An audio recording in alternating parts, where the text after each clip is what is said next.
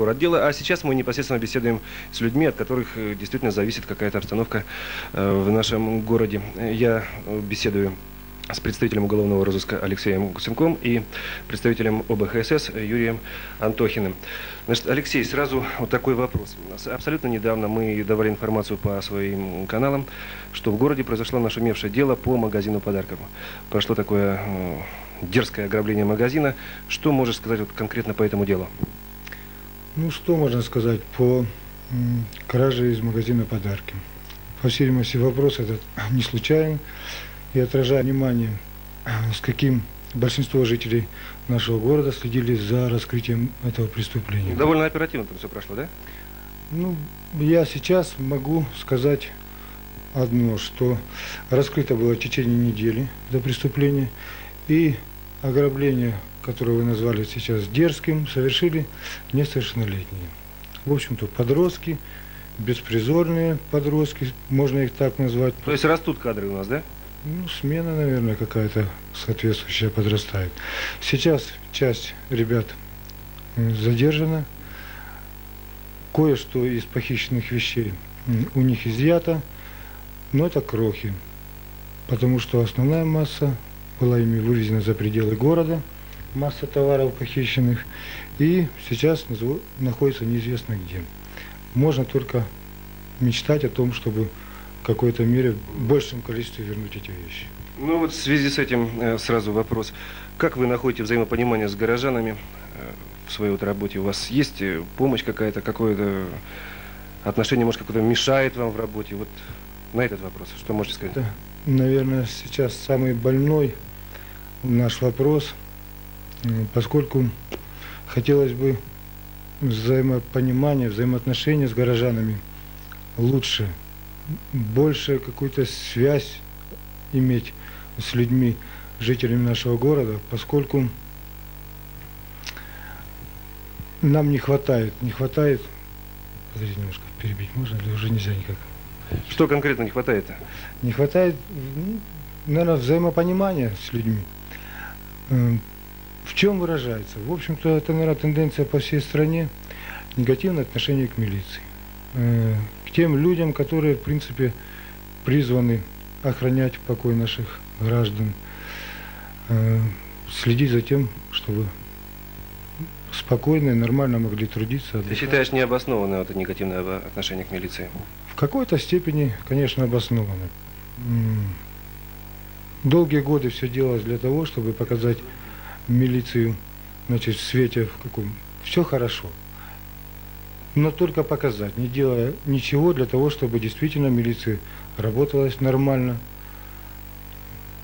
Сейчас все это проявляется, эти негативные явления, и получается так, что требования ужесточились, усилились требования к милиции, а вся база правовая, материальная осталась на уровне где-то 70-х годов, что явно в данном случае недостаточно. Но об отношении с жителями, вот, я не знаю, можно привести такой буквально свежий пример. 6 числа, 6 ноября. 6 ноября этого года на городском рынке были нанесены ножевые ранения женщине. Все это происходило средь бела дня, при скоплении людей. Никто, естественно, не попытался помочь этой женщине. Когда мы обратились с просьбой, значит, гражданам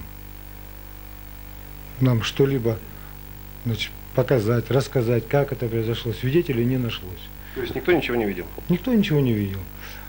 Хорошо сработали, значит, сотрудники уголовного розыска. 7 ноября в праздник, скажем так, группа захвата задержала преступников в ресторане «Тинтон», которые отмечали, по всей видимости, какое-то свое торжество.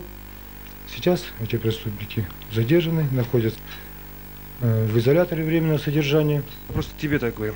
По всей стране у нас сейчас довольно-таки нестабильная обстановка. Как это сказывается вот на работе конкретно отдела ОБХСС? Ну, нестабильность ситуации в стране, она, естественно, сказывается на ситуацию и в нашем городе. И если говорить о работе службы БХСС в нашем городе, то Лучше всего привести примеры, какими, так сказать, можно показать, что ситуация это нездоровая в нашем городе. Ну, нами в этом году раскрыто, выявлено ряд крупных преступлений, замаскированных хищений, случаи взяточничества среди работников, руководящих работников города Нерюнгри и поселков. Можно привести пример о том, что интерес преступники проявляют как непосредственно к деньгам, так и к конкретному имуществу. Например, работники, грузчики ОТБ Урса ПГО Госгеологии, вступив в преступный сговор в течение длительного времени, на это у них ушло ряд лет, они систематически совершали хищение продуктов, находящихся на этой базе. Нами в результате проведенных мероприятий при обысках у них было изъято имущество на сумму 14 тысяч рублей.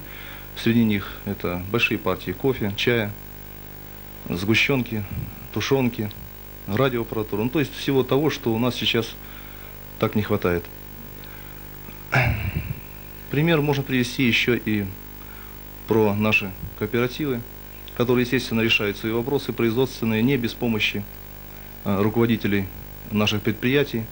Закончено дело по кооперативу «Дружба», где работники кооператива Ситников и Субботин, вступив в преступный сговор с рядом начальников участков предприятия Якутуглестроя, это Шишкин,